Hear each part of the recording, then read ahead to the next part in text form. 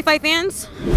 Radio Rahim here in 60-degree weather in New York. By the way, for LA people, this shit is really, really cold. I lend her my jacket, my scarf, my warm heart, and here I am. You lent it to me as if you were the gentleman or something? Yeah, I mean, honestly, you own it and you brought it, but I'm saying that I allowed you to continue wearing it, and if I had owned it, I would have given it to you. I'm just saying that I'm suffering and you're not, and I just feel like that's still chivalry, regardless of why I turned out this way. 60 degrees is fucking cold. Okay, but how about we get to the point and then we can actually leave, get back, and get warm? Well, I wish that, somebody would get to the point. I feel like the pigeons are about to attack me again. I feel like they're everywhere I go in New York. Because we're trash. There's no way I can sit here in the prime of New York, Times Square, just a few blocks from Madison Square Garden, and not be wildly disappointed that the next time I'm here is going to be for Joshua and the fighter with no name. Probably more than likely.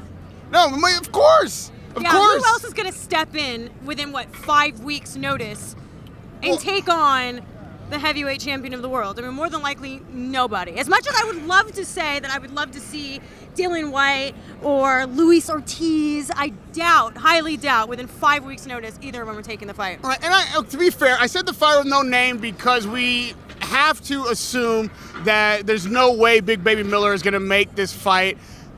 You get popped, regardless of whether you're guilty or not. By the time you work that out, it's way too late to still step in the ring. For all intents and purposes, this guy's done. That's not happening. Maybe we get a fighter with some name recognition, but... Okay, but like who? Like who? Let's really who's right, available? People want to go ahead and throw out names, right? Who's available and who's practical. It's okay, come on now. He's already no one do that. That's an easy fight to make. Yeah, exactly. So obviously somebody who is available. But so what people don't realize, it's more than just availability, right? There's so many things that go into how you get a fight like this. In fact, I think Big Baby Miller has got to be one of the luckiest heavyweights on the planet in that he wasn't bringing a belt to the fight. He got Joshua to go to his backyard. He's a hometown boy making good. He's getting astronomical money for considering what the money he was making before this fight. Right. Let's take into consideration real quick what he is losing. So it is about $4.5 million US dollars that he's losing, and then that's just in the purse. Right. That's just in the purse. And then there was about a $3 million back end, something to do with the network deal or something. What is it? The pay-per-view back end money. Who knows what merch is bringing? I mean, there's other ways to make money when you're in Times Square on billboards selling tickets at Madison Square Garden. Sponsors, all these things. And on the one hand, you feel bad for the guy because, who among us is perfect, right? We've all made mistakes. Cheating is a real fucked up thing. And I'm not saying that I know for a fact he's cheating. All I know for a fact is at this point he failed a drug test that will likely prevent him from stepping in the ring and facing Joshua for multiple heavyweight championship belts. That's a huge loss on his part. I feel bad for him missing that opportunity, but I also feel bad for the sport and if a guy is cheating, if that is something he actually did, what you're putting on the line is someone else's health and well-being. That's unfair. Let's talk about what the substance is. Which I only learned about. It's called GW 1516. Right. Now, from what I understand, it was taken off the market in 2007 because it was causing advanced cancer in mice. I mean, that's a pretty intense drug to be taking that was causing cancer. Now, of course, they say that it helped with, your cardiovascular. Obviously, you train better. You can burn fat faster. You have more endurance. All the things that a heavyweight, especially a heavyweight that's heavy, like Big Baby Miller would want. But if you're willing to take the risk of cancer to get that kind of advantage, that's desperate times. That's a desperate measure. I don't think any championship, any amount of money is worth you dying over. I'm just baffled at the concept that somebody who literally won the lottery in boxing, as we like to say, right, would gamble this, because you're never going to get this climb again. Never. I mean, at this point, it's completely written off. I don't even know, as much as he might try again, you're never going to see this opportunity where the heavyweight champion of the world is coming to your backyard. You're making good money. You have to shot at the belts, for crying out loud. I'm just baffled. And you'll never shake the stigma, no matter what happens. Let's say in the wildest, most unlikely scenario, and I say this only because of what we've seen in the past. Very, very, very few people can ever prove that, oh, I didn't take it. Mm-hmm. Oh, that sample was incorrect. Oh, they all say that, but in the wash, it never really comes true. So, but let's say that this is one of those unique cases when this guy actually isn't guilty. Even if he's not guilty, you'll never shake the stigma of this. So whatever got that in your system, if it was by accident, if somebody fed you something, it was in something. It was a voluntary test that he took as well. So that also makes you scratch your head a bit. Right, but if you're cheating, you're always trying to cheat the system. You know you're going to be taking tests. You know what I mean? You're trying to get over on something. But you know what? Leading up to their fight, during the build-up of them promoting the announcement of the fight, Big Baby actually was commenting, making references that Joshua was the one who was cheating. So I found that to be just a little bit... He was gaslighting us. It was just weird. It's just weird. It's really strange. You know what? I like him as a guy. He's a nice individual. Has always made time for us. Been, nothing personal. But at the end of the day, I mean, you have a job, and you owe it to the fans. You owe it to us, people like us who spend money promoting the event, and basically everything just gets ripped from underneath you. Every time I hear this, I hope it's not true. I hope everybody who ever got popped in a combat sport, especially for PEDs, was wrongly convicted, wrongly suspended. The test was wrong, because my point being, and this is not, of course, unique to Big Baby Miller, this is everybody who takes that kind of advantage in a combat sport. You're putting the other guy's life on the line. Like, I'm not sure that that's true, even in football, which is also a contact sport, but it's not a combat sport. You're getting an advantage, you're running fast, you're recovering faster, you're still wearing helmets, you're still playing football, if it's not something that's gonna allow you to hit the guy harder, not allow you to impact someone's very ability to make a living, much less people have died leaving the ring by taking too much beating. That's the kind of sport you can't take this kind of advantage in. And what's, I guess, baffling for me is when someone is under a substance, and God forbid they hurt somebody, really hurt somebody in the ring, or kill someone, they will be investigated, which will later in turn over everything that they supposedly worked so hard for. So I just don't see how it's worth it, ever. Because now, had you gone into it and lost, let's say you lost, you still, your stock's still risen because you fought Anthony Joshua. Right. So you could still go on to fight other fighters and have, I think his deal with DAZN was, I guess if he lost, he would still have 2 fights with DAZN. They would still be making good money.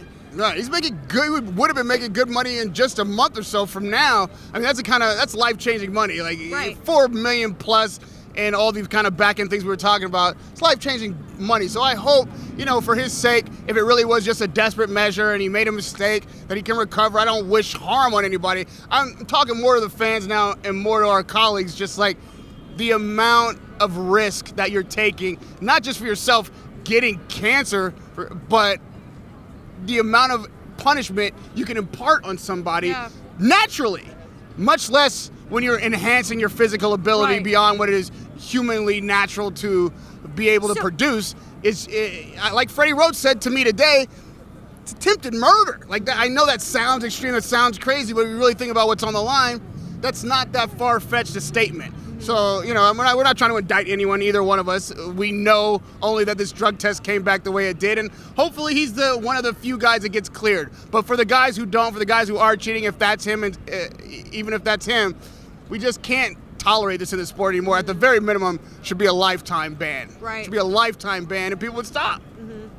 Now, I know that he did tweet, I believe, less than 24 hours before this drug test, the results were announced. Obviously, the drug test results, the drug test was taken March 20th, just to be clear. So this wasn't like just yesterday or something. Right, we found out yesterday. Yeah, we found out yesterday. So apparently he tweeted that he was now weighing 315 pounds. Do you recall how much he was weighing prior to that? Because I don't really remember. I don't want to speculate and be wrong because I know boxing fans are so forgiving when you get a statistic wrong. But I want to say he was like over 350, wasn't he? He was, I think, well, he's definitely heavier.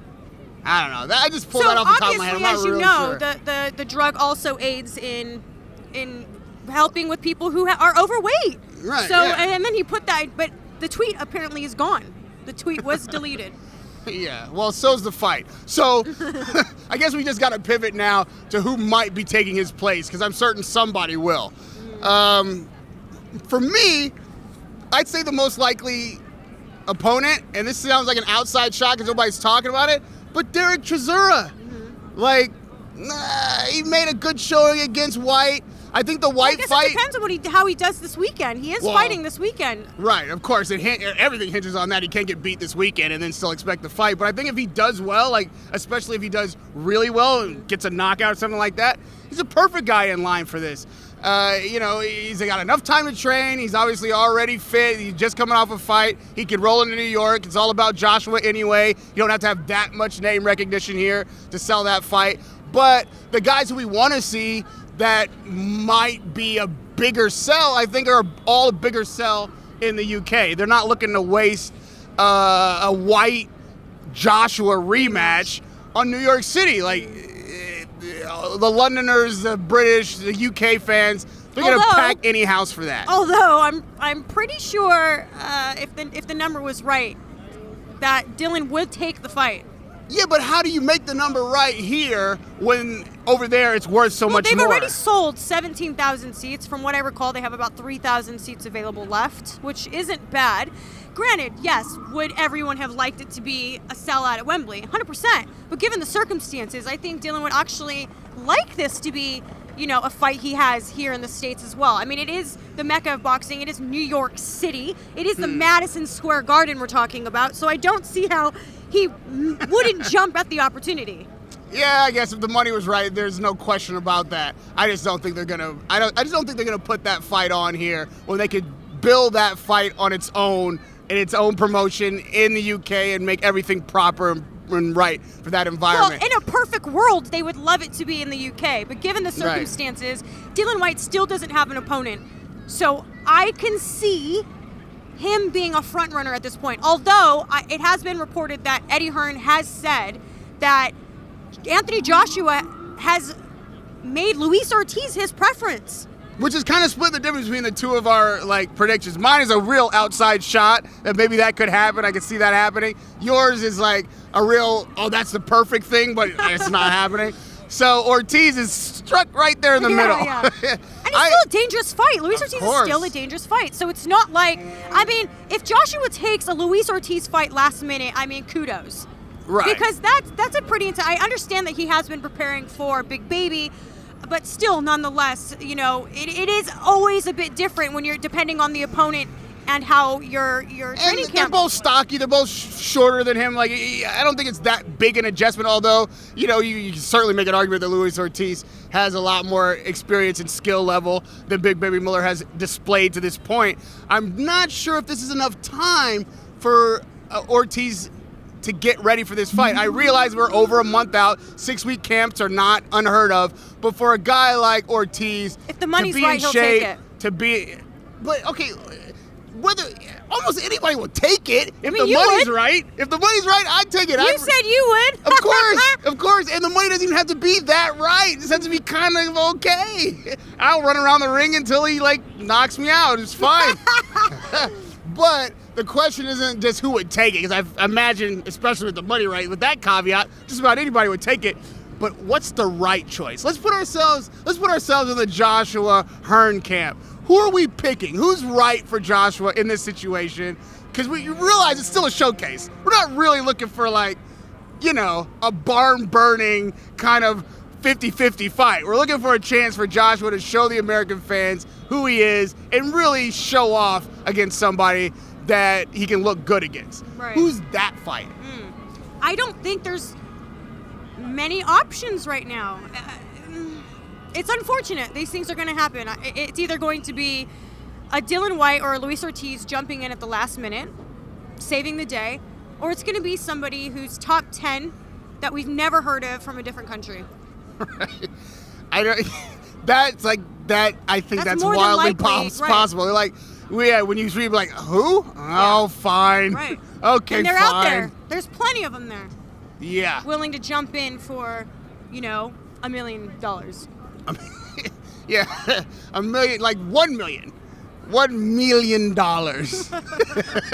It's true. There's going to be somebody who's going to. I think that, although they're mentioning the names of Dylan White and Luis Ortiz, the likelihood is, due to the fact that it is 5 weeks, T-minus 5 weeks. Right.